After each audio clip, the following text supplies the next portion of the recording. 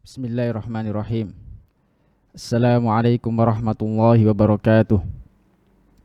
Innal hamdalillah nahmaduhu wa nasta'inuhu wa nastaghfiruh wa na'udzu billahi min shururi anfusina wa sayyiati a'malina. May yahdihillahu fala mudilla lahu wa may yudlil fala hadiya lahu. Asyhadu an la ilaha illallah wahdahu la syarika lahu wa asyhadu anna Muhammadan abduhu wa rasuluh. Amma ba'd. Fa inna asdaqal hadits kitabullah wa khairul hadi hadi Muhammadin sallallahu alaihi wasallam wa syarrul umuri muhdatsatuha fa inna kulla muhdatsatin bid'ah wa kulla bid'atin dhalalah wa kulla dhalalatin finnar. Allahumma inna nas'aluka ilman nafi'a wa rizqan thayyiba wa amalan mutaqabbala. Allahumma anfa'na bima 'allamtana wa 'allimna ma yanfa'una wa zidna ilma. Ayyuhal ikhwah a'azzanillahu wa iyyakum, para pemirsa Al-Furqan TV dan juga para pendengar suara Al-Furqan. Mudah-mudahan Allah Subhanahu wa taala merahmati dan memberkahi kita semua. Kita bersyukur pada Allah Subhanahu wa taala atas segala limpahan nikmat-Nya sehingga kita bisa melanjutkan kembali daurah kita yang ke-15 atau di hari yang ke-15 dalam keadaan sehat walafiat.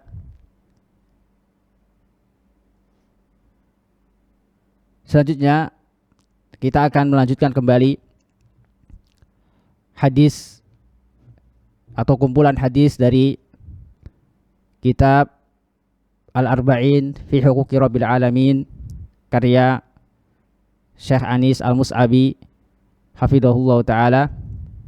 Dan kita sudah memasuki hadis ke-21,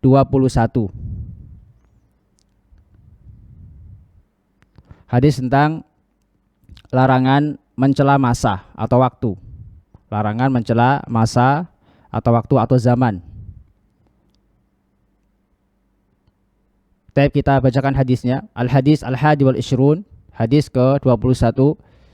An Abi Hurairah radhiyallahu ta'ala anhu anna Rasulullah sallallahu alaihi wasallam qala Allah azza wa jalla yu'dini ibnu Adam yasubbud dahra wa ana ad-dahru uqallibul laila wan nahara. Dari sahabat Abu Hurairah radhiyallahu ta'ala anhu bahwasanya Rasulullah sallallahu alaihi wasallam bersabda, qala Allah azza wa jalla, Allah Subhanahu wa taala berfirman. Ini menunjukkan hadis qudsi, sama seperti hadis-hadis sebelumnya. Sebagian hadis disebutkan setelah Nabi SAW berkata, Nabi menyandarkan perkataannya kepada Allah Subhanahu wa taala. Ini namanya hadis qudsi. Dan ini adalah sekian hadis qudsi yang dibawakan oleh Syekh Anis Al-Mus'abi dalam kitab ini. Qala Allah azza wa jalla, Allah Subhanahu wa taala berfirman, yu'dini ibnu Adam yasubud dahra wa ana ad-dahru. Anak Adam telah menyakitiku. Dia mencela masa, sedangkan aku adalah masa. Aku membolak-balikkan malam dan siang. Uqallibul laila wan nahara. Muttafaqun alaih. Hadis ini diriwayatkan oleh atau disepakati oleh Al-Imam Al-Bukhari wal Imam Muslim rahimahumallahu taala.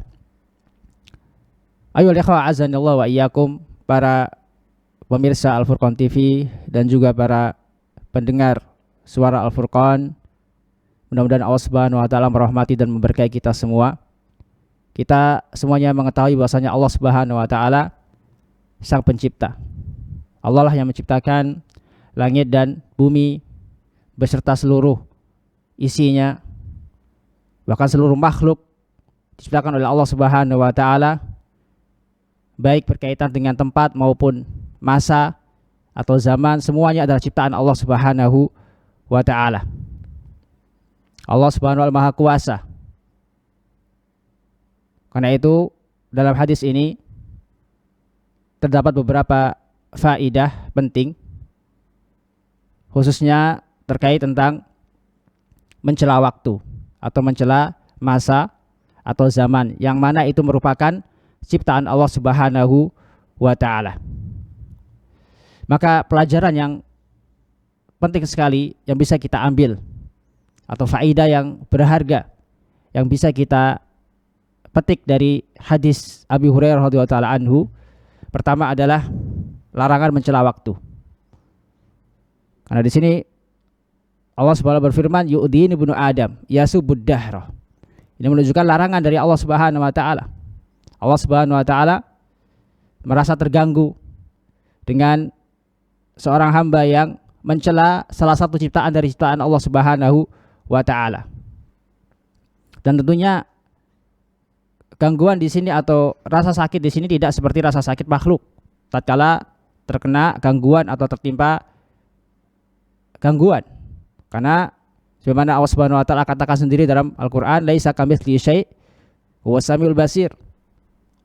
Allah Subhanahu wa taala adalah zat yang tidak serupa dengannya sesuatu apapun, dan dia maha mendengar lagi maha melihat. Maka jangan kita kiaskan ketergangguan Allah Subhanahu wa taala sebagaimana terganggunya makhluk atau kesakitan Allah Subhanahu wa taala seperti kesakitannya makhluk. Maka dimaksudkan yu'dini ibnu Adam di sini bukan berarti Allah Subhanahu wa taala merasa sakit atau terkena madarat karena sebab perbuatan makhluknya, bukan seperti makhluk yang tersakiti atau terkena madarat, karena Allah Subhanahu wa taala tidak serupa dengan makhluknya. Ini poin penting yang harus kita pahami dari kata-kata yu'dini ibnu Adam. Yasubud dahra wa adad dahr. Pelajaran kedua dari hadis ini, bahwasanya keadaan orang yang mencela waktu atau mencela masa itu ada tiga. Yang pertama, dia mencela waktu atau masa dengan meyakini bahwasanya waktu tersebut atau masa tersebut adalah sebagai pelaku utama yang menyebabkan misalnya kesialan bagi dirinya. Dengan sendirinya, bukan karena Allah Subhanahu wa taala. Maka ini bisa masuk ke dalam syirkun akbar. Apabila dia meyakini bahwasanya ada suatu waktu atau masa atau zaman telah merubah kondisi dia, atau dia menjadi sial gara-gara waktu tertentu, karena sebab waktu-waktu tertentu, yang mana dia meyakini bahwa waktu itulah yang menyebabkan kesialan dirinya, maka ini termasuk syirkun akbar. Karena yang bisa mendatangkan madarat, yang bisa menolak madarat atau mendatangkan bahaya atau mendatangkan manfaat hanyalah Allah Subhanahu wa taala saja. Maka barang siapa yang menisbatkan atau meyakini bahwasanya manfaat dan madarat bisa diperoleh atau bisa ditolak dari selain Allah Subhanahu wa taala, maka dia telah terjatuh ke dalam syirkun akbar atau syirk fir rububiyah. Syirk fir rububiyah. Ini keadaan pertama. Keadaan kedua, seorang tersebut mencela waktu karena sebab kejadian yang menimpanya. Mencela waktu karena sebab kejadian yang menimpanya, dan ini tidak sampai ke dalam perbuatan syirik, selama dia meyakini bahwasanya Allah lah yang menyebabkan musibah tersebut. Allah lah yang menyebabkan, tapi dia mengkaitkan waktu tersebut atau menjadikan waktu tersebut sebagai sebab. Adapun penyebab utama hanyalah Allah Subhanahu wa taala. Penyebab utama hanyalah Allah Subhanahu wa taala. Seperti orang bisa mengatakan alangkah sialnya waktu ini. Alangkah sialnya waktu pagi ini. Aku tertimpa kesialan di waktu pagi ini. Sial sekali waktu pagi ini, atau waktu sore ini, atau waktu siang ini. Ini selama di dalam dirinya atau hatinya masih ada keyakinan bahwasanya Allah lah sebab utama yang menjadikan dia tertimpa madarat atau tertimpa kesialan, maka ini tidak sampai ke syirkun akbar. Tidak sampai ke syirkun akbar. Dalam hadis lain, Nabi SAW bersabda, "Wala taqulu khaybatad dahr, wala taqulu ya khaybatad dahr, fa innallahu wad-dahr." Janganlah engkau mengatakan alangkah sialnya masa ini atau waktu ini, karena sesungguhnya Allah adalah ad-dahr. Maksudnya di sini Allah adalah pencipta waktu, pencipta masa. Maka kita dilarang untuk mencela waktu atau masa yang itu merupakan makhluk Allah Subhanahu wa taala. Karena masa atau waktu telah ditentukan oleh Allah Subhanahu wa taala. Mereka tunduk dan patuh atas perintah Allah Subhanahu wa taala. Maka apabila kita mencela waktu, maka sejatinya kita mencela Allah Subhanahu wa taala.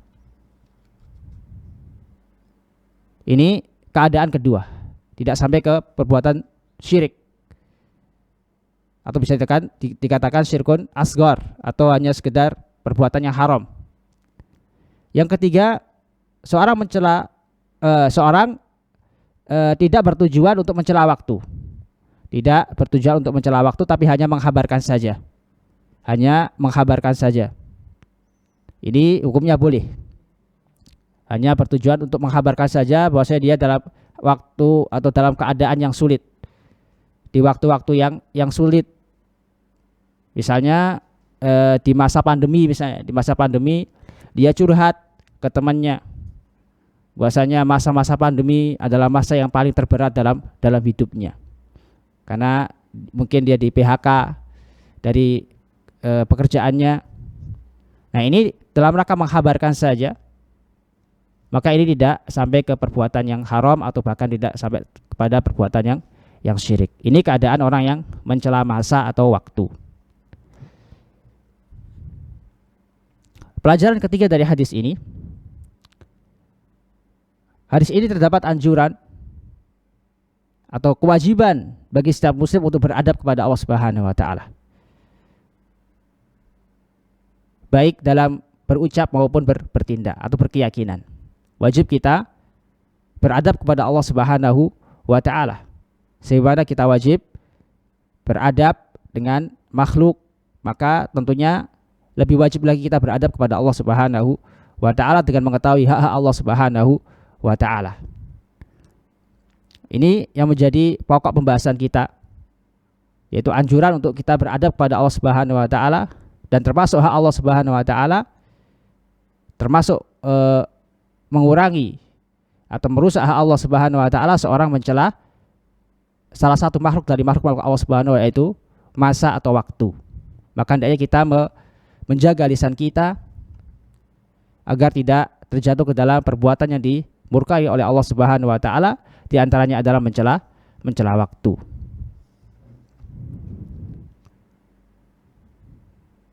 Pelajaran yang keempat, orang yang telah mencela masa atau waktu atau zaman, maka dia telah mencela Allah Subhanahu wa taala.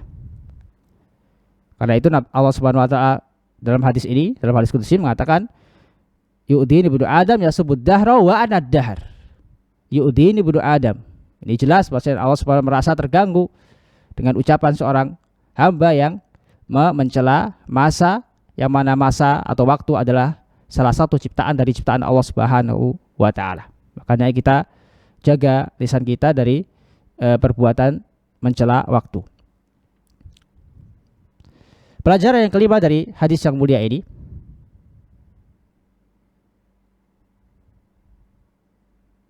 hadis ini terdapat suatu permasalahan yang sering disebutkan oleh para ulama terkait tentang nama dari nama-nama Allah Subhanahu wa taala. Apakah ad-dahr termasuk dari nama-nama Allah Subhanahu wa taala? Karena di sini disebutkan wa ana ad-dahr. Wa ana ad-dahr. Dan aku adalah masa. Apakah masa atau waktu adalah nama-nama dari nama-nama Allah Subhanahu wa taala? Artinya apakah di antara sekian dari Asmaul Husna ada yang namanya ad-dahr?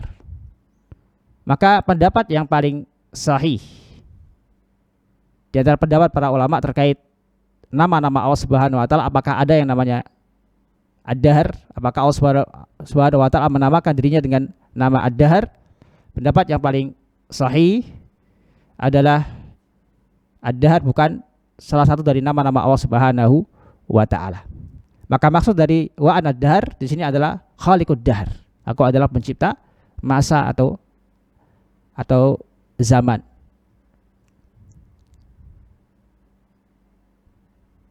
Dan ad-dahr ini dalam bahasa Arab itu masuk pada isim jamid. Isim jamid, bukan isim mustaq. Isim yang tidak diambil dari isim yang lain. Tidak diambil dari isim yang lain. Ini namanya isim jamid. Maka ad-dahr bukan salah satu nama dari nama-nama Allah Subhanahu wa taala. Karena itu di sini yang menjadi qarinah atau penguat bahwasanya ad-dahr bukan nama dari nama Allah Subhanahu wa taala adalah kalimat setelahnya, uqallibul laila wan nahar. Aku membolak-balikkan malam dan siang. Aku membolak-balikkan malam dan siang, menunjukkan bahwasanya di antara faedah waktu yang Allah ciptakan yaitu adanya pergantian malam dan siang dengan izin Allah Subhanahu wa taala. Ini adalah manfaat diciptakannya waktu atau masa. Terjadinya malam atau bergantinya malam dan siang.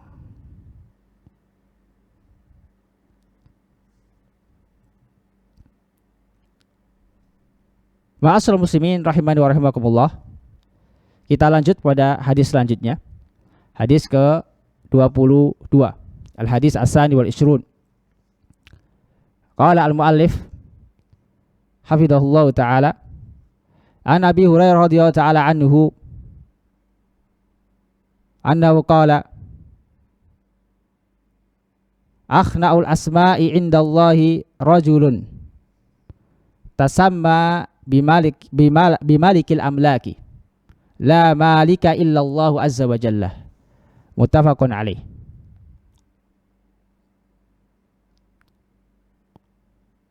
Dari sahabat Abu Hurairah radhiyallahu taala anhu, beliau meriwayatkan hadis ini secara marfu. Artinya hadis ini adalah ucapan Rasulullah, bukan ucapan Abu Hurairah radhiyallahu taala anhu.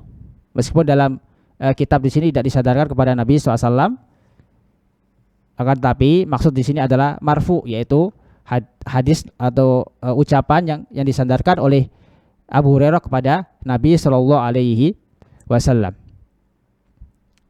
Maka Nabi SAW bersabda dalam hadis ini, akhna'ul asma'i indallah, sehina-hina, seburuk-buruk nama di sisi Allah Subhanahu Azza wa Jalla Subhanahu wa Ta'ala, tasamma bimalikil amlaki la malika illallah Azza wa Jalla, yaitu seorang yang menamakan dirinya dengan malikul amlak, yaitu raja di raja, raja dari segala raja.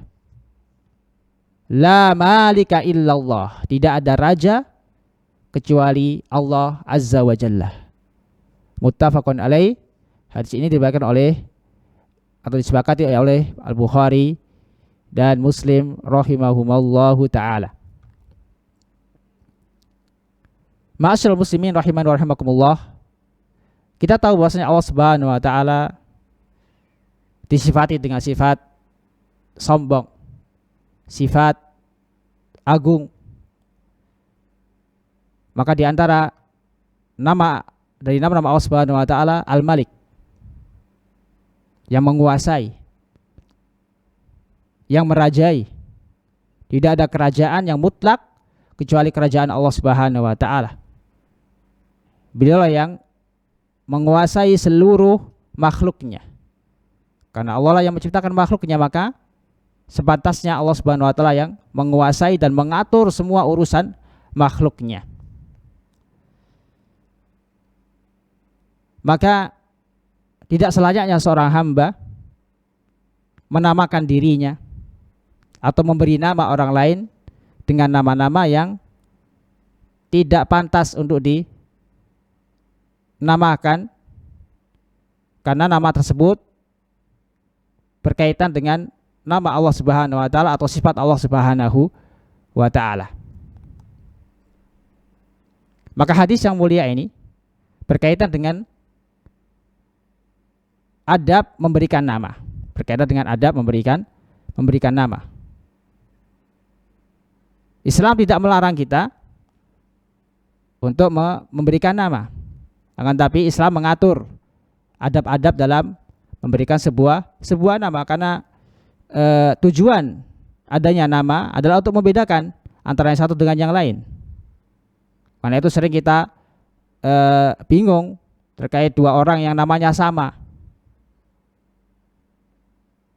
Maka dianjurkan untuk memberikan nama. Bahkan Islam menganjurkan atau mensyariatkan tatkala seorang diberikan oleh Allah Subhanahu wa taala berupa anak, baik laki-laki maupun perempuan, maka pada hari ketujuh dia dianjurkan untuk menyembelih yang dinamakan dengan akikah, dan juga memberikan nama pada anak tersebut, mencukur rambutnya dan mensedekahkan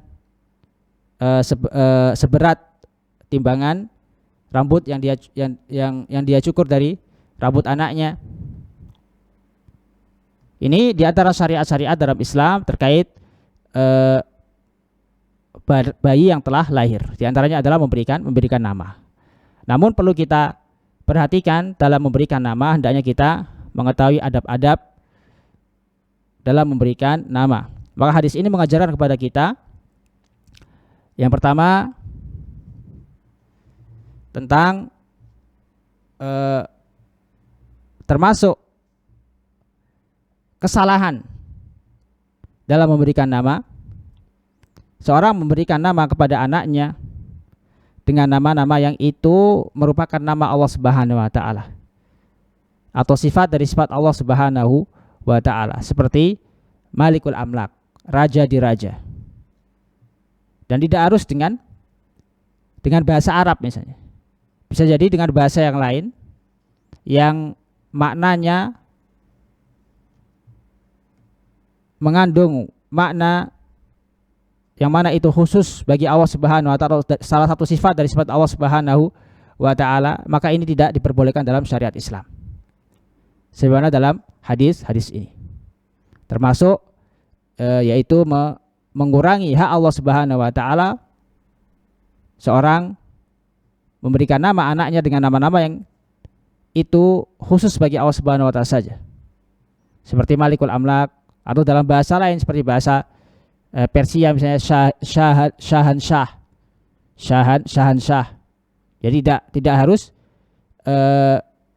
pakai bahasa Arab.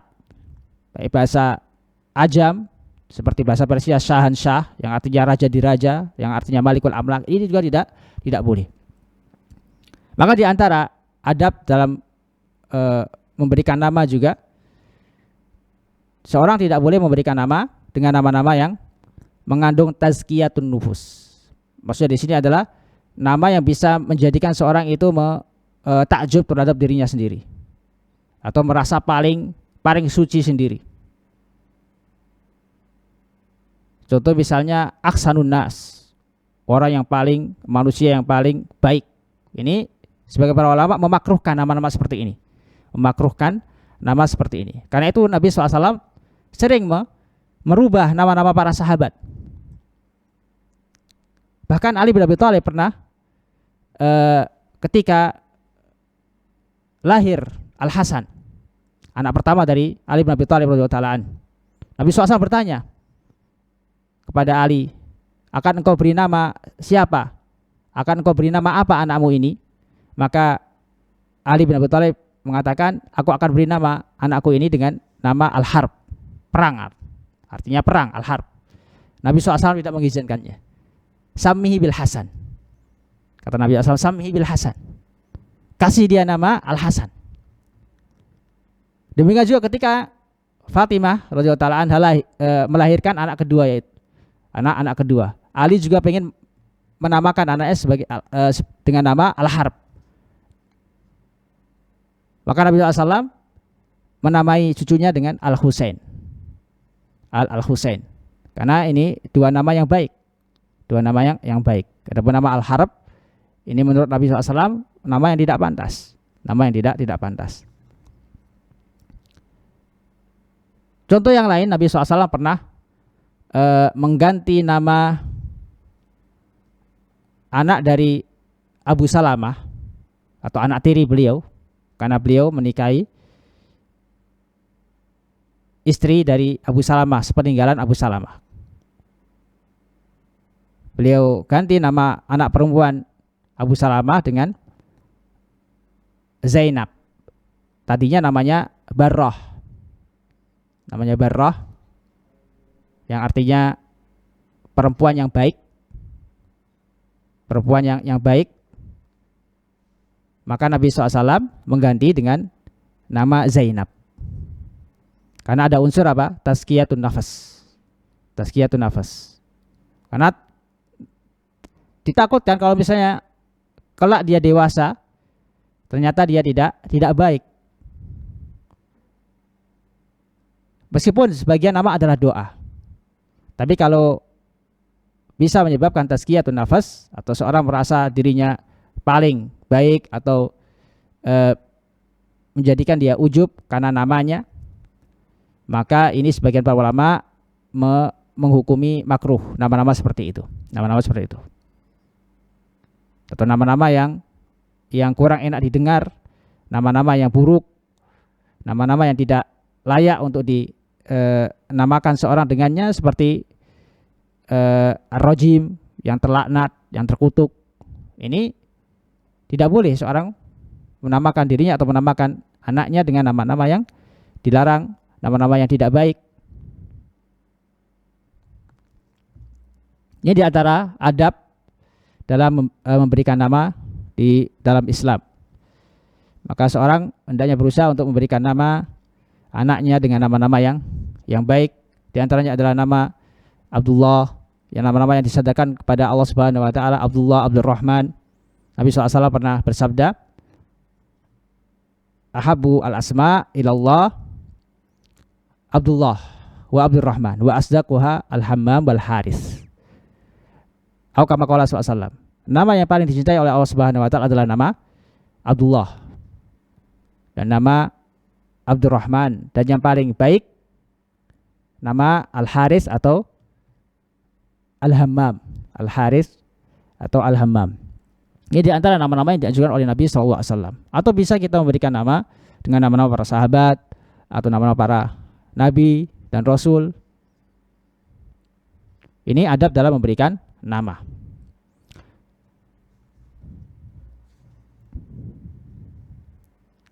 Terkait hukum memberikan nama, seperti nama-nama yang itu menjadikan itu merupakan kekhususan bagi Allah Subhanahu wa taala, para ulama ada dua pendapat di kalangan para ulama. Pertama, ada yang mengatakan haram karena dia telah menyamakan dirinya dengan sebuah nama yang itu khusus bagi Allah Subhanahu wa taala. Karena Malikul Amlak adalah nama Allah Subhanahu wa taala, nama khusus bagi Allah Subhanahu wa taala.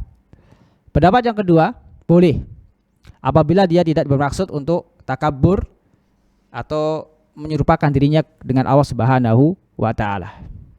Maka pendapat yang paling selamat di sini, pendapat yang paling selamat atau paling aman di sini adalah pendapat yang pertama. Tidak boleh seorang menamakan dirinya atau orang lain, anaknya misalnya, dengan nama-nama yang itu merupakan kekhususan Allah Subhanahu wa taala, seperti Malikul Amlak atau Ar-Rahman. Nama-nama Allah Subhanahu wa taala itu merupakan khusus bagi Allah Subhanahu wa taala.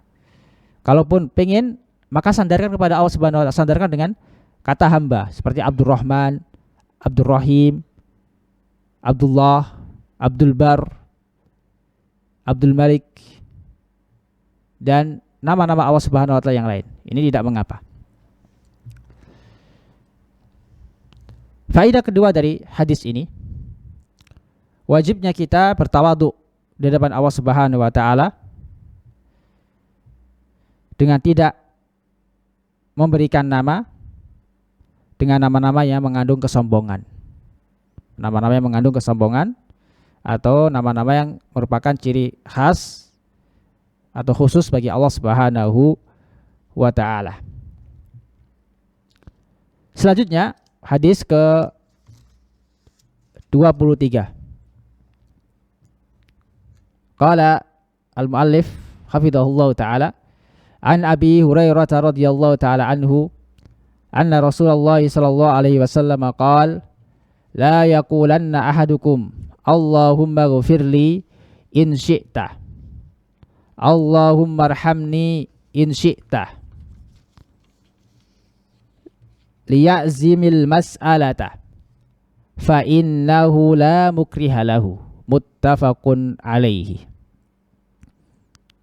Hadis ke-23 dari sahabat Abu Hurairah radhiyallahu ta'ala anhu bahwasanya Rasulullah SAW bersabda, janganlah sekali-kali salah satu di antara kalian mengatakan atau berdoa Allahumma ghfirli in syi'ta. Ya Allah, ampunilah aku jika engkau menghendaki. Atau janganlah sekali-kali salah satu di antara kalian mengucapkan dalam doanya Allahumma rahamni in syi'ta.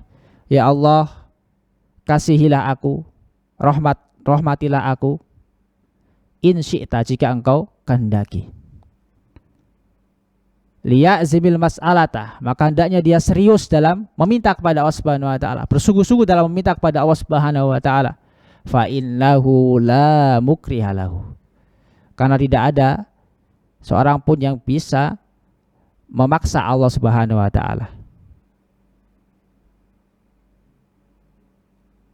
Hadis ini diriwayatkan oleh Bukhari dan Muslim, atau disepakati oleh Al-Imam Al-Bukhari dan Muslim rahimahumallahu taala. Ayyuhal ikhwah azanillahu wa iyyakum. Kita sudah mengetahui bahwasanya doa merupakan ibadah, merupakan seutama-utama ibadah kepada Allah Subhanahu wa taala, yang dengannya seorang hamba bertaqarrub, mendekatkan diri kepada Allah Subhanahu wa taala. Maka dalam hadis ini Nabi SAW mengajarkan kita adab dalam berdoa kepada Allah Subhanahu wa taala. Adab dalam berdoa kepada Allah Subhanahu wa taala. Maka di antara pelajaran yang bisa kita ambil dari hadis yang mulia ini, pertama, hendaknya kita bersungguh-sungguh dalam berdoa atau meminta kepada Allah Subhanahu wa taala. Jadi yang dimaksud dalam doa di sini bisa masuk dalam doa al-ibadah atau doa al-mas'alah. Doa, karena doa itu ada dua sebagaimana telah kita jelaskan pada pertemuan sebelumnya. Ada doa al-ibadah, yaitu kita memuji kepada Allah Subhanahu wa taala dengan nama-namanya, dengan sifat-sifatnya. Maka seorang tatkala salat, maka sudah dia telah melakukan doa ibadah. Seorang melakukan ibadah puasa, haji, maka dia telah melakukan doa al-ibadah. Adapun doa al-mas'alah, dia meminta kepada Allah Subhanahu wa taala agar dikabulkan hajatnya, dikabulkan doanya, keinginannya, harapannya. Ini masuk doa masalah.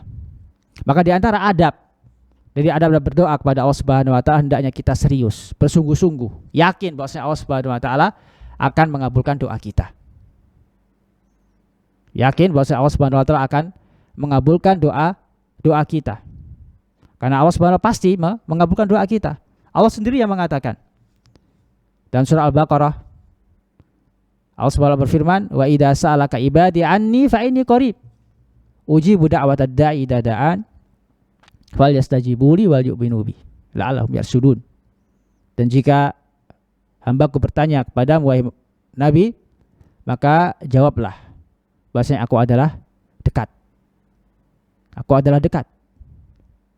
Aku mengabulkan doa orang yang berdoa, orang yang meminta kepadaku.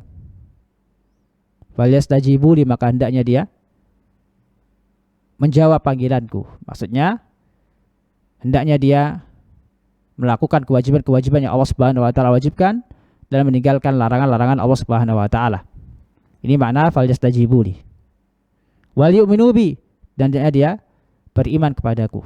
La'allahum yarshudun, agar mereka mendapatkan petunjuk.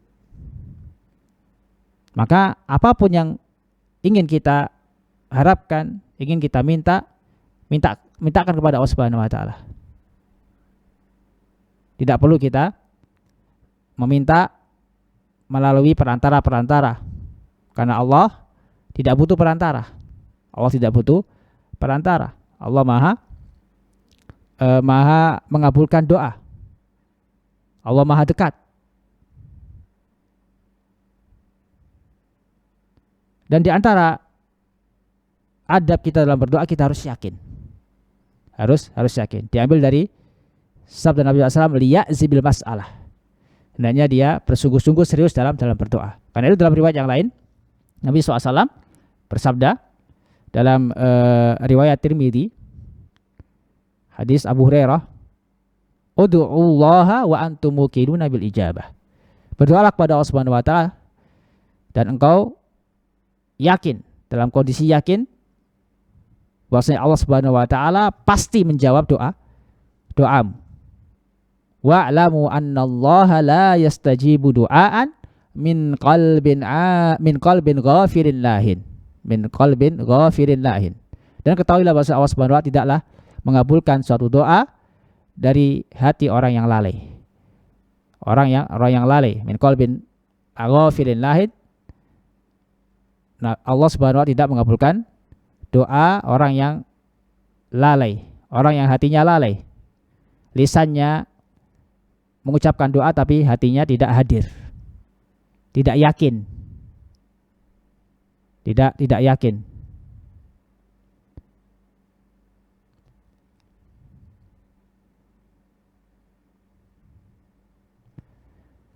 Dalam riwayat yang lain, Nabi SAW bersabda, masih dalam kaitannya dengan hadis ini, dalam kaitannya beradab kepada Allah Subhanahu wa taala dalam berdoa, yaitu dengan bersungguh-sungguh serius dalam berdoa. Walakin liya'zimil mas'alah wal yu'azzimur raghbah fa innallaha la yata'adhamuhu syai'un a'tahu. Riwayat Muslim. Akan tapi hendaknya dia serius dalam meminta dan memperbesar harapannya kepada Allah Subhanahu wa taala, karena sesungguhnya Allah Subhanahu wa taala tidak merasa kewalahan terhadap sesuatu yang dia berikan. Ini diantara adab dalam berdoa, kita harus serius dalam meminta atau berdoa kepada Allah Subhanahu wa taala, karena pasti Allah Subhanahu wa taala akan mengabulkan doa kita. Baik dikabulkan secara langsung atau Allah tunda nanti di hari kiamat, atau Allah ganti dengan yang lain. Misalnya kita dijauhkan dari kemadharatan, dari mara bahaya, karena Allah Subhanahu wa taala lebih mengetahui kemaslahatan hambanya melebihi hamba itu sendiri. Maka yakinlah setiap doa yang kita panjatkan pasti dikabulkan oleh Allah Subhanahu wa taala. Baik dikabulkan secara langsung atau ditunda kelak di hari kiamat, atau diganti dengan yang lain yang itu lebih baik buat kita menurut Allah Subhanahu wa taala. Faedah selanjutnya dari hadis ini,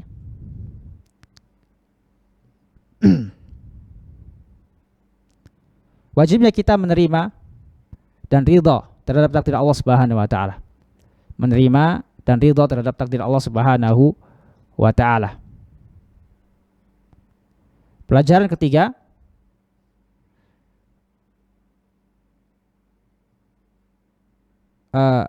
pelajaran kedua, tidak boleh bagi kita ragu dalam berdoa.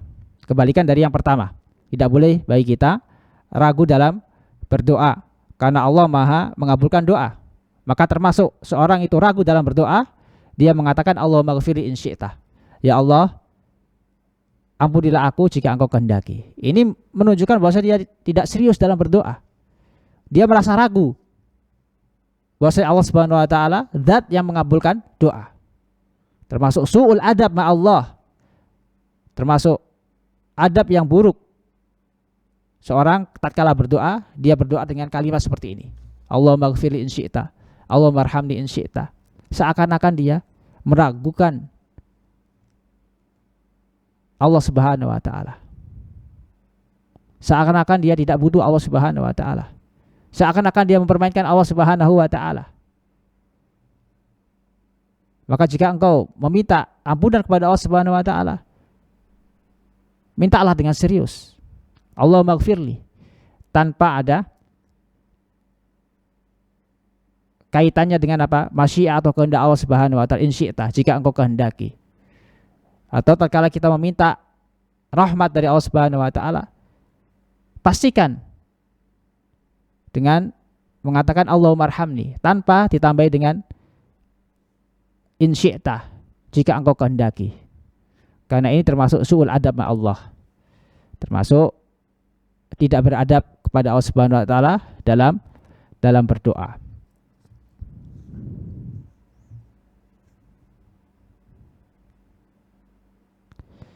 Faedah yang ketiga terkait dengan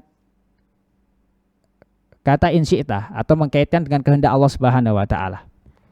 Apabila dia niatkan, dia maksudkan untuk tabarruk dengan kehendak Allah Subhanahu wa taala, mengambil berkah dari kehendak Allah Subhanahu wa taala, maka ini tidak mengapa. Sebagaimana pendapat Ibnu Hajar. Karena Nabi SAW pernah menjenguk seorang Arab Badui yang sedang sakit. Maka Nabi SAW mendoakan dia, la ba'sa tahurun insyaallah.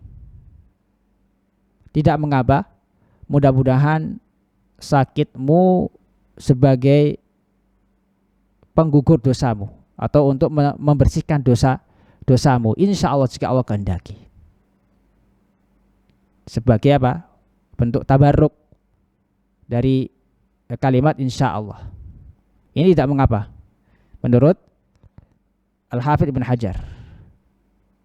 Menurut Al-Hafidz Ibn Hajar, selama dia yakin bahwasanya Allah lah yang mengabulkan doa, Allah pasti mengabulkan doa. Karena tujuan Nabi SAW dalam doa ketika menjenguk orang sakit, la ba'sa tahurun insyaallah, atau doa Nabi kepada orang yang sakit, la ba'sa tahurun insyaallah, yang mana tujuan Nabi SAW mendoakan dia agar sakitnya itu sebagai pelebur dosa, sebagai pelebur dosa, insya Allah jika Allah kehendaki. Karena terkadang seorang sakit bukannya malah ridho atau menerima takdir Allah Subhanahu wa taala, akan tapi dia malah merasa tidak terima dengan musibah yang Allah timpakan padanya. Padahal Allah Subhanahu wa taala menimpakan kepada seorang hamba suatu musibah berupa sakit atau yang lainnya, tidak lain karena ingin memaafkan atau menghapus dosa-dosa hamba tersebut, atau mengangkat derajatnya, atau mengujinya apakah dia benar-benar iman kepada Allah, iman kepada takdir Allah Subhanahu wa taala ataukah tidak. Karena itu Nabi SAW mengatakan insya Allah, la ba'sa tahurun insya Allah. Karena bisa jadi dia sudah didoakan seperti itu, tapi malah dia mengeluh, bahkan su'udzon billah, berprasangka buruk kepada Allah Subhanahu wa taala, berprasangka buruk kepada Allah Subhanahu wa taala.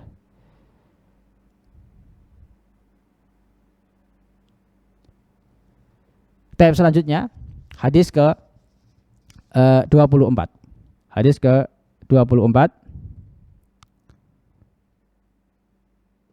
Qala al-muallif an Abi Hurairah radhiyallahu taala anhu qala Rasulullah sallallahu alaihi wasallam ihris ala ma yanfa'uk wasta'in billahi wa la ta'jaz wa in asabaka syai'un fala taqul law anni fa'altu kada, law anni fa'altu kana kada wa kada, walakin kul qadarullahi wa ma syaa fa'al.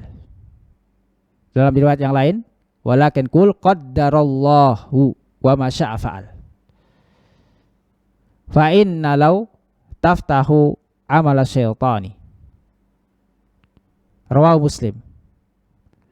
Dari sahabat Abu Hurairah radhiyallahu taala anhu, beliau berkata, qala Rasulullah SAW bersabda, ihris ala ma yanfa'uk, bersungguh-sungguhlah engkau terhadap apa-apa yang bermanfaat bagimu.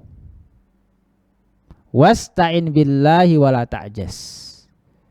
Dan mintalah pertolongan kepada Allah Subhanahu wa taala dan janganlah lemah. Wa in asabaka syai'un fala taqul law anni fa'altu kana kada wa kada. Jika engkau tertimpa sesuatu, maksudnya di sini tertimpa sesuatu yang tidak mengenakkan, sesuatu yang tidak kita inginkan, sesuatu yang buruk, fala taqul law anni fa'altu kana kada wa kada. Kalau sekiranya, kalau seandainya aku melakukan ini dan itu, niscaya tidak terjadi ini dan itu. Walakin kul, akan tapi katakanlah qadarullah wa ma syaa fa'al, atau qaddarallahu wa ma syaa fa'al. Walakin kul qadarullahi wa ma syaa fa'al. Ini riwayat Muslim, adapun riwayat Ibnu Majah walakin kul qaddarallahu dengan tasydid di atas dal, qaddara dengan fiil. Adapun ini dengan isim, qadarullah wa ma syaa fa'al. Katakanlah takdir Allah dan apa saja yang telah Allah kehendaki pasti akan terjadi, pasti akan terlaksana, pasti akan terjadi. Atau dengan lafaz qaddarullah dengan fiil, apa saja yang ditakdirkan oleh Allah Subhanahu wa taala, Allah Subhanahu wa taala mentakdirkan. Qaddarullah, Allah telah mentakdirkan, wa ma syaa fa'al, dan apa saja yang dikehendaki oleh Allah Subhanahu wa taala pasti akan terjadi. Fa inna law taftahu amal syaitan, karena sesungguhnya law, kata-kata law seandainya, ini membuka amalan syaitan, membuka amalan syaitan. Rawahu Muslim. Hadis ini diriwayatkan oleh Imam Muslim rahimahullahu taala. Ayolah azanillahu wa iyyakum. Hadis ini mengajarkan kepada kita bahwasanya Nabi SAW senantiasa memberikan wasiat yang sangat berharga. Di antara wasiat Nabi SAW adalah anjuran agar kita senantiasa bersungguh-sungguh dalam mengerjakan sesuatu yang bermanfaat bagi kita, baik dalam urusan dunia maupun urusan akhirat. Maka faidah dari hadis yang mulia ini, pertama, perintah untuk mengambil sebab. Perintah untuk mengambil sebab serta meminta pertolongan hanya kepada Allah. Tentunya sebab yang diizinkan, diridhoi oleh Allah Subhanahu wa taala, baik sebab syar'i maupun sebab kauni. Karena ada sebagian sebab yang tidak diridhoi oleh Allah Subhanahu wa taala. Seperti orang yang mendatangi dukun, meminta sesuatu kepada dukun, atau meyakini jimat bisa memberikan manfaat atau menolak madarat. Ini sebab-sebab yang tidak diizinkan oleh Allah Subhanahu wa taala. Maka dalam hadis ini terdapat perintah untuk kita mengambil sebab. Ihris ala ma yanfa'uk. Selama amalan atau perbuatan yang akan kita lakukan itu bermanfaat bagi kita, bermanfaat bagi dunia kita, lebih-lebih bermanfaat bagi akhirat kita.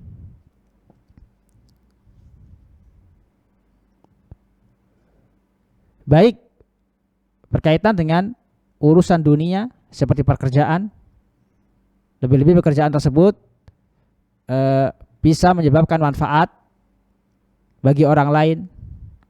Contoh misalnya belajar ilmu kedokteran. Maka di sini seorang harus bersungguh-sungguh. Dia niatkan dengan ilmu yang dia pelajari, dia bisa memberikan manfaat kepada orang lain. Bukan hanya untuk dirinya, tapi untuk orang lain juga. Seraya dia meminta pertolongan kepada Allah Subhanahu wa taala. Tidak menyandarkan kepada dirinya sendiri. Tidak menyandarkan kepada kepandaiannya atau kecerdasannya. Karena semua itu berasal dari Allah Subhanahu wa taala.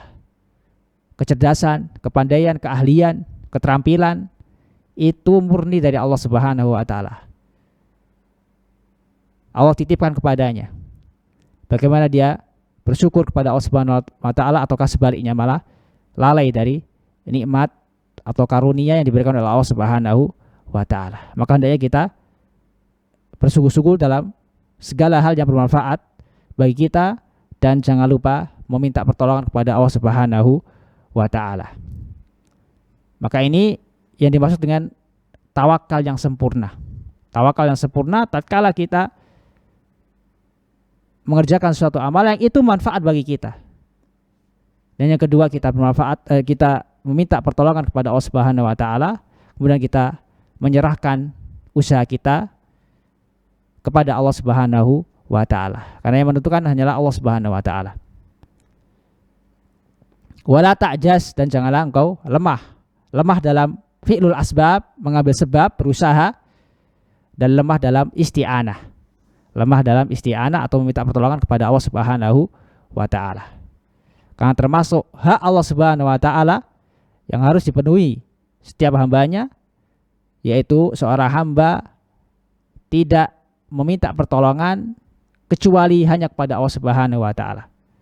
Khususnya dalam hal-hal yang hanya Allah saja yang bisa melakukannya. Hanya Allah saja yang bisa melakukannya.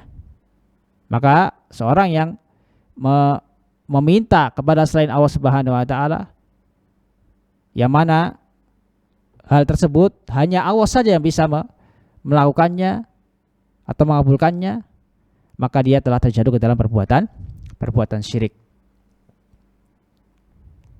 Maka hendaknya kita kuat dalam atau senantiasa meminta pertolongan kepada Allah Subhanahu wa taala. Karena itu Nabi SAW pernah mengajarkan kepada sahabatnya, yaitu yang pertama Mu'ad bin Jabal. Ya Mu'ad, inni la uhibbuk. Wahai Mu'ad, sesungguhnya aku benar-benar mencintaimu. Mencintai karena Allah. Alla tada'anna dubra kulli salatin. Janganlah sekali-kali engkau meninggalkan di setiap penghujung salatmu, yaitu doa Allahumma a'inni ala dzikrik wa syukrik wa husni ibadatik. Ya Allah, bantulah aku ala dzikrik, untuk senantiasa berzikir mengingatmu, wa syukrik, dan senantiasa bersyukur kepadamu, wa husni ibadatik, dan memperbagus kualitas ibadahku kepadamu. Ini yang diajarkan oleh Nabi SAW kepada sahabat Mu'ad bin Jabal. Bahkan dalam urusan ibadah, hendaknya kita berusaha untuk dan selalu untuk meminta pertolongan kepada Allah Subhanahu wa taala. Karena itu setiap hari minimal 17 kali kita dalam sholat kita memohon kepada Allah Subhanahu wa taala. Iyyaka na'budu wa iyyaka nasta'in. Kita mengucapkan iyyaka na'budu wa iyyaka nasta'in. Hanya kepadamu lah kami beribadah, dan hanya kepadamu lah kami meminta pertolongan. Karena seorang yang hanya meminta pertolongan kepada Allah Subhanahu wa taala menunjukkan lemahnya dia di hadapan Allah Subhanahu wa taala, tawadhu'nya dia di hadapan Allah Subhanahu wa taala. Dan di antara faedah isti'anah billah, meminta pertolongan hanya kepada Allah saja, hilangnya sifat sombong, hilangnya sifat ujub di hati kita. Karena terkadang kita merasa sudah beribadah kepada Allah Subhanahu wa taala, sudah memenuhi hak Allah Subhanahu wa taala, sudah banyak kebaikan yang kita lakukan. Inilah yang dapat menyebabkan seorang ujub, merasa paling baik di hadapan Allah Subhanahu wa taala, merasa amalannya sudah diterima oleh Allah Subhanahu wa taala. Dia lalai bahwasanya yang memudahkan dia dalam beribadah, berzikir, membaca Al-Qur'an, siam Ramadan adalah Allah Subhanahu wa taala. Bukan semata-mata karena kecerdasannya, keterampilannya, atau rajinnya, bukan. Itu semua adalah taufik, kemudahan dari Allah Subhanahu wa taala. Karena itu sahabat Umar bin Khattab radhiyallahu taala anhu pernah berkata, beliau pernah berkata berkaitan dengan doa, yang maknanya, aku tidak merasa sedih tatkala doaku tidak dikabulkan oleh Allah Subhanahu wa taala. Aku sedih kalau misalnya Allah Subhanahu wa taala tidak memberikan aku taufik untuk berdoa kepada Allah Subhanahu wa taala. Karena tatkala seorang hamba berdoa pasti dikabulkan oleh Allah Subhanahu wa taala. Yang dikhawatirkan adalah seorang tidak diberikan taufik oleh Allah Subhanahu wa taala untuk berdoa. Ini yang ditakutkan oleh Umar bin Khattab radhiyallahu taala anhu. Yang ditakutkan Umar terhadap dirinya sendiri adalah Allah Subhanahu wa taala tidak memberikan dia taufik, kemudahan untuk berdoa. Berapa sering kita lalai di waktu-waktu yang dianjurkan kita untuk berdoa kepada Allah Subhanahu wa taala, kita lalai. Kita sibuk dengan gadget kita, dengan HP kita, dengan dunia kita. Padahal waktu-waktu tersebut adalah waktu-waktu di mana Allah Subhanahu wa taala mengijabahi doa-doa kita. Seperti menjelang buka, ketika hujan, ketika sujud. Ini doa-doa yang diijabahi atau waktu-waktu yang diijabahi oleh Allah Subhanahu wa taala. Yang hendaknya setiap muslim tidaklah menyia-nyiakan waktunya, khususnya waktu-waktu ijabah.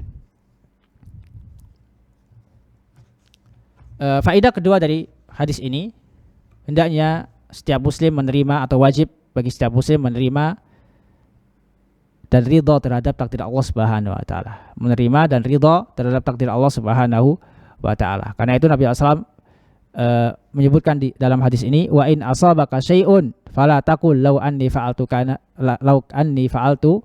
kada wa kada. Dan jika engkau tertimpa sesuatu, maka janganlah engkau katakan seandainya aku kerjakan ini maka niscaya tidak akan terjadi ini dan ini. Karena ucapan lau ini menunjukkan bahwasanya dia tidak menerima takdir Allah Subhanahu wa taala.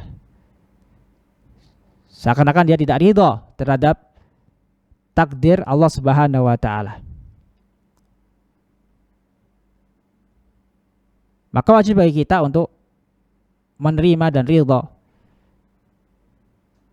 terhadap seluruh takdir yang Allah Subhanahu wa taala takdirkan kepada kita berupa musibah, sakit dan yang lainnya. Maka di sini wajibnya kita bersabar. Wajibnya kita bersabar. Sabar itu tingkatan di bawah ridha. Di bawah ridha, khususnya terhadap segala sesuatu yang seorang tidak bisa menghindar darinya. Sakit, musibah, siapa yang bisa menghindar dari sakit atau musibah yang telah Allah takdirkan, yang telah Allah tuliskan sebelum Allah Subhanahu wa taala menciptakan langit dan bumi. Maka wajib bagi kita untuk sabar, menerima, ridha terhadap takdir Allah Subhanahu wa taala. Karena Allah Subhanahu berfirman, "Ma asaba min musibatin fil ardi wala fi anfusikum illa fi kitabin min qabli an nabra'aha. Inna dzalika 'ala Allahi yasir." Tidaklah tertimpa suatu musibah di bumi, tidak pula musibah yang terjadi kepada kalian, melainkan telah tertulis di sebuah kitab yaitu Lauhul Mahfuz sebelum kami menciptakannya. Inna dzalika 'ala Allah yasir, sesungguhnya hal itu mudah bagi Allah Subhanahu wa taala. Maka wajib kita bersabar, ridha, menerima segala yang Allah Subhanahu wa taala takdirkan kepada kita. Seorang merasa susah, merasa berat untuk ridha atau menerima takdir Allah Subhanahu wa taala tatkala misalnya ditimpa musibah berupa apa? Dicuri hartanya, diambil hartanya kepada dari orang lain. Diambil atau dicuri, dirampok. Ini lebih berat dibandingkan ketika dia terkena musibah berupa penyakit. Berupa penyakit. Tentunya bersabar tatkala diambil hartanya oleh orang lain, dicuri, pahalanya lebih besar. Pahalanya lebih besar.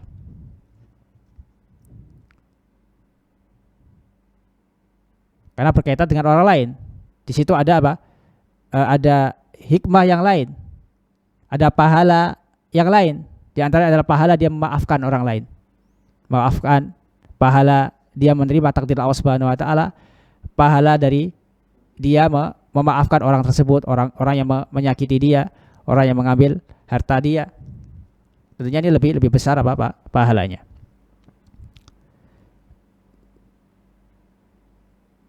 Selanjutnya, faedah dari hadis ini, faedah ketiga, larangan mengucapkan kata lau seandainya. Yaitu kata lau seandainya yang mengandung apa? Sesuatu yang mengandung dia tidak menerima takdir dari Allah Subhanahu wa taala. Atau kata-kata lau yang diucapkan terhadap sesuatu atau dari sesuatu yang tidak dia senangi. Atau kata-kata penyesalan dari sesuatu yang dia tidak senangi. Yang ada unsur apa dia menolak atau tidak ridho dari takdir Allah Subhanahu wa ta'ala. Karena apa? Karena tidak setiap kata lau itu dilarang. Nabi SAW pernah menggunakan kata lau atau seandainya. Di antaranya adalah hadis Nabi SAW berkaitan dengan siwak. Laula nasuqqa ala ummati la amartuhum bis siwak inda kulli wudu. Sekiranya tidak memberatkan bagi umatku, maka di saya aku wajibkan untuk bersiwak pada setiap wudu. Di sini Nabi SAW mengatakan lau. Ini lau yang dibolehkan. Kata-kata seandainya dalam rangka kebaikan, maka ini tidak mengapa. Adapun kalau ada unsur menolak atau tidak ridho terhadap takdir Allah Subhanahu wa taala atau terhadap sesuatu yang telah terjadi yang tidak mengenakkan baginya, maka kalimat lau di sini tidak boleh sebagaimana dalam hadis ini. Jadi maksud lau di sini adalah lau yang berkaitan dengan sesuatu yang tidak mengenakkan, yang seorang bisa menyebabkan menolak atau tidak ridho atau terkesan dia tidak ridho terhadap takdir Allah Subhanahu wa taala. Di antara contoh yang lain, Nabi SAW pernah menggunakan kata lau atau seandainya. Nabi SAW pernah bersabda dalam hadis tentang haji, lau istaqbaltu min amri mastadbartu lamasuktul hadiyah wala halaltu ma'an nas hina halu. Atau kama qala sallallahu. Kalau sekiranya aku bisa memutar balik yang telah lewat, maka niscaya aku tidak akan membawa hadiyu, dan aku akan bertahalul bersama manusia, bersama orang-orang, bersama para sahabatku tatkala mereka bertahalul. Maksudnya apa?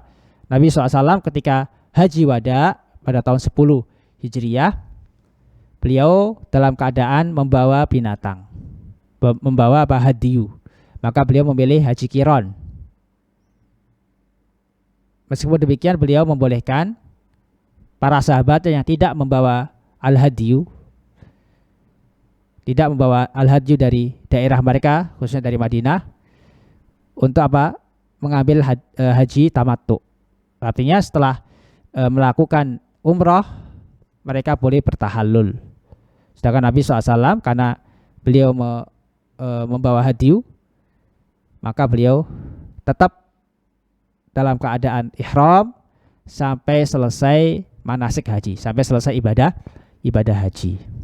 Dan beliau berazam kalau sekiranya bisa pada tahun kemudian, di ayat yang lain dijelaskan kalau misalnya beliau masih hidup di tahun kemudian, niscaya beliau akan memilih haji tamattu. Maka yang menjadi syahid dalam contoh ini, Nabi SAW menggunakan kata lau, yang mana kata lau di sini tidak ada unsur apa? Ketidakpuasan atau ketidakridhoan terhadap takdir Allah Subhanahu wa taala. Dan jika ada unsur seperti itu, maka penggunaan kata lau ini tidak dibolehkan. Sebagai gantinya adalah kita mengucapkan qadarullah atau qadarullahi wa ma syaa fa'al. Kita ucapkan Sebagaimana diajarkan oleh Nabi SAW, qadarullahu atau qadarullahi wa ma syaa fa'al. Semua telah ditakdirkan oleh Allah Subhanahu wa taala, dan apa saja yang telah dikehendaki oleh Allah Subhanahu wa taala pasti akan terjadi. Seorang tatkala mengatakan kalimat ini, maka akan tenang hatinya. Dia akan merasa tenang. Karena dia mengembalikan semua urusannya hanya kepada Allah Subhanahu wa taala. Dia yakin bahwasanya semua telah ditentukan oleh Allah Subhanahu wa taala, telah ditentukan, telah ditakdirkan oleh Allah Subhanahu wa taala. Kemudian Nabi SAW mengatakan di akhir hadis ini, fa inna law taftahu amala syaitan. Karena sesungguhnya law, kata-kata law yang di situ ada unsur menolak atau tidak ridho terhadap takdir Allah Subhanahu wa taala, itu dapat menyebabkan membuka peluang amalan syaitan. Seperti apa? Seorang merasa sedih. Seorang sedih, merasa apa? Galau. Karena apa? Karena teringat masa lalu dia. Sehingga syaitan senantiasa menggoda dia, membuat dia ingat masa-masa lalu dia.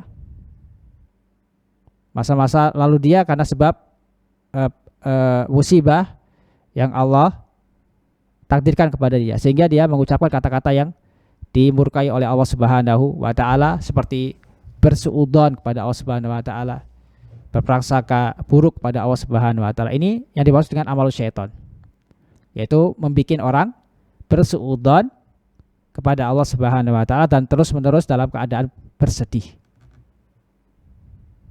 Ini yang dikhawatirkan oleh Rasulullah sallallahu alaihi wasallam dari seorang ketika mengatakan lau, dari sesuatu yang telah terjadi, yang mana hal tersebut tidak mengenakkan dia, atau musibah yang terjadi padanya, maka hendaknya seorang Muslim tatkala ditimpa suatu musibah, dia katakan sebagaimana kalimat yang diajarkan oleh Nabi SAW, qadarullah wa ma syaa fa'al. Telah ditakdirkan oleh Allah Subhanahu wa taala, dan apa saja yang dikehendaki oleh Allah Subhanahu wa taala pasti terjadi. Kalau dia ucapkan seperti itu, niscaya akan hilang rasa sedih dia. Dia akan merasa tenang dengan apa yang telah Allah Subhanahu wa taala takdirkan kepadanya.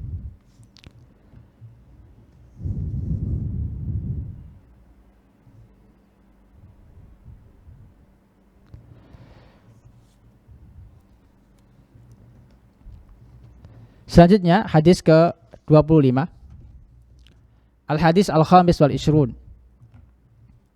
Qala al-muallif an Ubay bin Ka'ab radhiyallahu ta'ala anhu qala Rasulullah SAW, la tasubbur riha fa idza ra'aitum ma takrahuna faqulu Allahumma inna nas'aluka min khairi hadhihi rihi wa khairi ma fiha wa khairi ma umirat bihi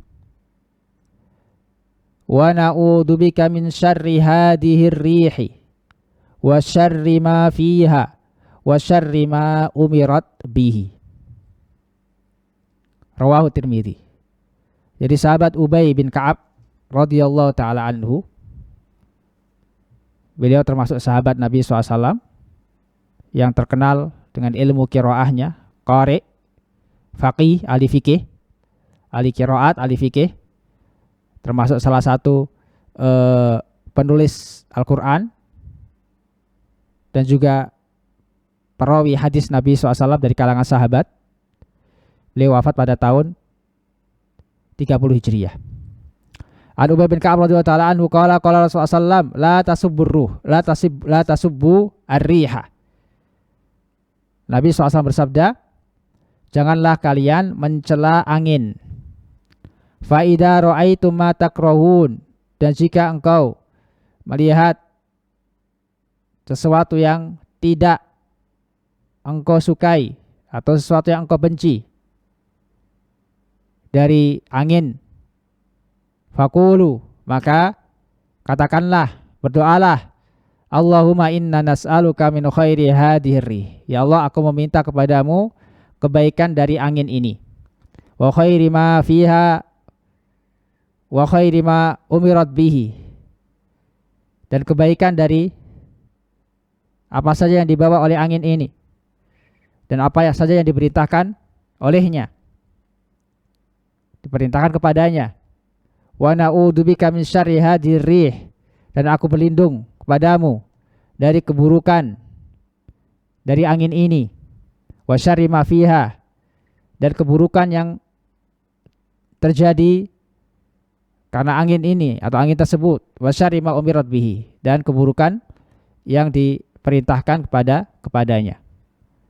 Rawahu Tirmidzi, hadis riwayat Al-Imam At-Tirmidzi. Ba'asyiral muslimin rahimani wa rahimakumullah. Kita semua mengetahui bahwasanya Allah Subhanahu wa taala pencipta segala sesuatu. Allah Subhanahu wa taala memiliki bala tentara baik di langit maupun di bumi. Di antara tentara-tentara Allah Subhanahu wa taala adalah angin.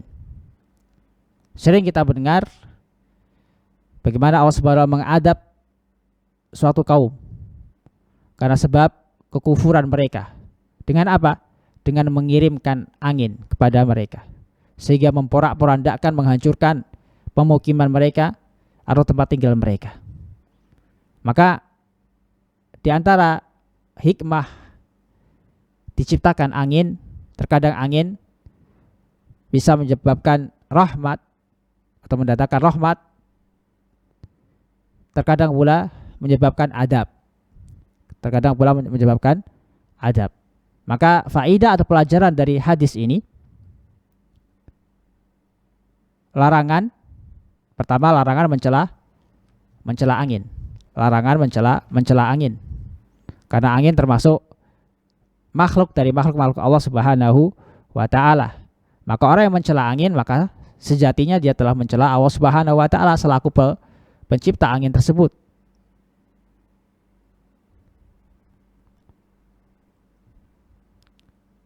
Yang kedua, pelajaran kedua, di sini Nabi SAW mengajarkan kepada kita doa. Tatkala kita melihat angin, maka kita berdoa kepada Allah Subhanahu wa taala agar Allah Subhanahu wa taala menjadikan angin tersebut sebagai rahmah, bukan adab.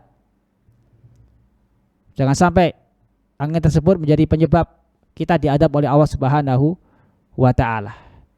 Maka tatkala kita melihat angin yang kencang atau merasakan angin yang kencang, maka kita bisa berdoa dengan doa yang diajarkan oleh Nabi SAW. Janganlah kita mencela angin.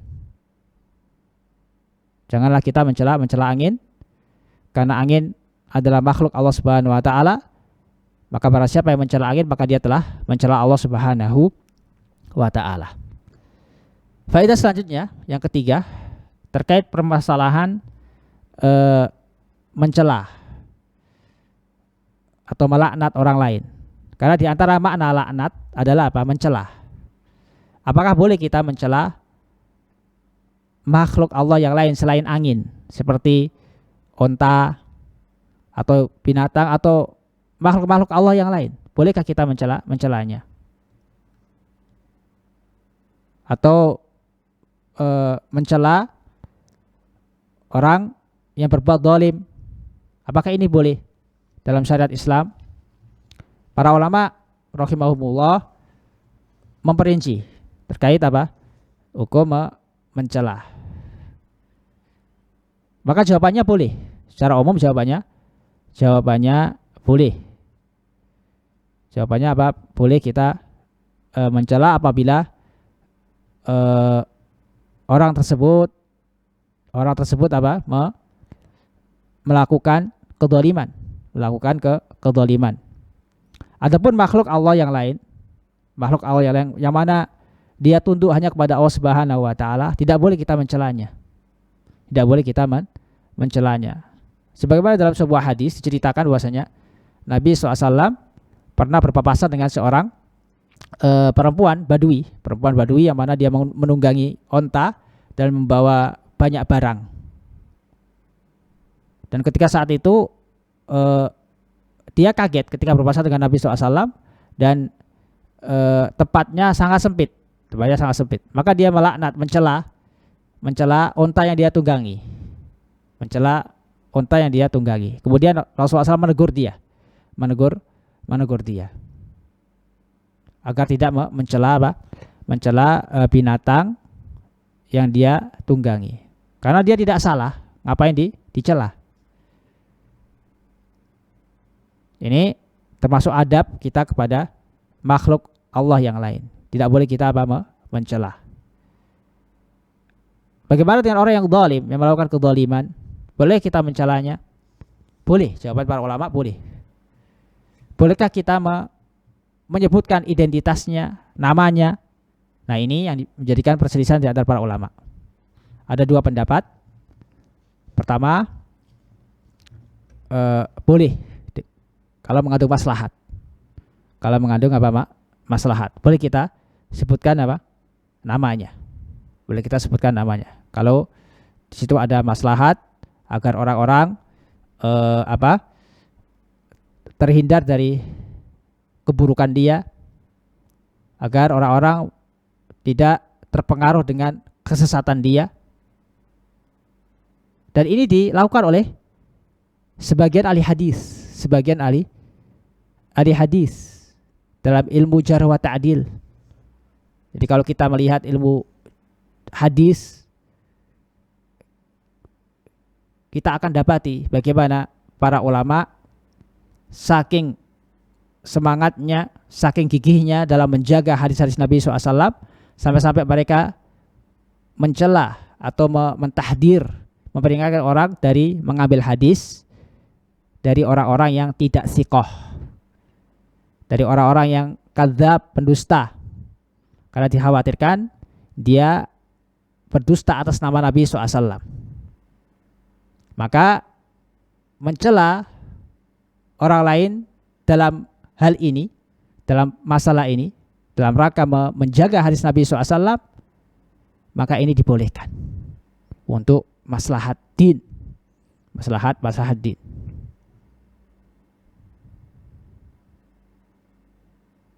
Akan tapi sebagian para ulama tidak membolehkan. Terutama apabila tidak mengandung maslahat. Maka hal itu dilarang. Ketika kita mencela seorang dengan menyebutkan namanya. Dengan dasar hadis laisal mu'min billa'an wala ta'an walal badi' atau kama qala sallallahu. Tidaklah seorang mukmin yang suka melaknat, suka mencela, suka berkata kotor, berkata jorok. Ini tidak layak bagi seorang mukmin. Maka kesimpulannya, apabila orang tersebut melakukan kezaliman dan dengan disebutkan namanya, dengan mencela dia dan menyebutkan namanya, terdapat maslahat untuk agama Islam, maka tidak mengapa. Sebenarnya dilakukan oleh ahli hadis dalam menjaga hadis Nabi SAW. Beliau memperingatkan dari orang-orang yang pelaku bid'ah atau orang-orang yang mendustakan hadis Nabi SAW agar tidak mengambil hadis darinya. Bahkan dengan kata-kata yang mungkin kurang sopan. Al-Kadzab, Ad-Dajjal, Akdzabun Nas, orang yang paling pendusta, si Dajjal. Ini sering kita dapati dalam kitab Kutubur Rijal, kitab-kitab Jarh wa Ta'dil, kitab-kitab Jarh wa Ta'dil. Baik. Selanjutnya,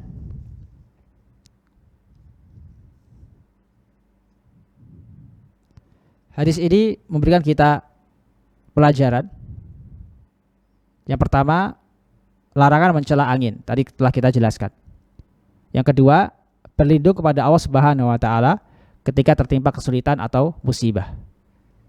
Wajibnya berlindung kepada Allah Subhanahu wa taala ketika tertimpa kesulitan atau musibah. Sebagaimana dalam doa yang diajarkan oleh Nabi SAW dalam hadis ini, wa na'udzubika min syarri hadhihi ar-rih, dan seterusnya. dan aku berlindung kepadamu dari keburukan angin ini. Menunjukkan kita wajib berlindung hanya kepada Allah Subhanahu wa taala. Wajib meminta perlindungan hanya kepada Allah Subhanahu wa taala. Tidak boleh kita berlindung kepada selain Allah Subhanahu wa taala. Karena orang yang berlindung kepada selain Allah Subhanahu wa taala, maka dia telah terjatuh ke dalam perbuatan syirik. Karena dia telah berlindung kepada sesuatu yang tidak bisa mendatangkan manfaat maupun menolak madarat. Maka hendaknya kita senantiasa berlindung kepada Allah Subhanahu wa taala. Berapa banyak doa-doa Nabi SAW yang di situ terdapat benteng atau penjagaan diri dari musibah atau dari kesulitan atau sesuatu yang tidak mengenakkan atau sesuatu yang dapat menyebabkan madarat seperti gangguan jin atau gangguan manusia atau yang lain, yang hendaknya kita jangan lupa untuk berdoa kepada Allah Subhanahu wa taala, meminta perlindungan hanya kepada Allah Subhanahu wa taala, membentengi diri kita dengan zikir-zikir yang diajarkan oleh Nabi sallallahu alaihi wasallam seperti zikir pagi dan petang atau zikir-zikir yang lain yang tujuannya adalah untuk kebaikan kita semua, untuk kebaikan kita semua. Dan janganlah kita berlindung kepada selain Allah dengan meminta perlindungan kepada jin, pada dukun-dukun atau ahli sihir atau yang lainnya yang tidak dapat mendatangkan manfaat ataupun menolak madarat. Karena hal itu termasuk perbuatan syirik yang dimurkai oleh Allah Subhanahu wa taala. Wallahu taala alam. Mudah-mudahan yang sedikit yang bisa kita sampaikan pada kesempatan siang hari ini bermanfaat bagi kita semua. Kita akhiri dengan bacaan kafaratul majlis. Subhanakallahumma wa bihamdika asyhadu an la ilaha illa anta astaghfiruka wa atubu ilaik. Wassallallahu ala nabiyyina Muhammadin wa ala alihi wasallam. Assalamualaikum warahmatullahi wabarakatuh.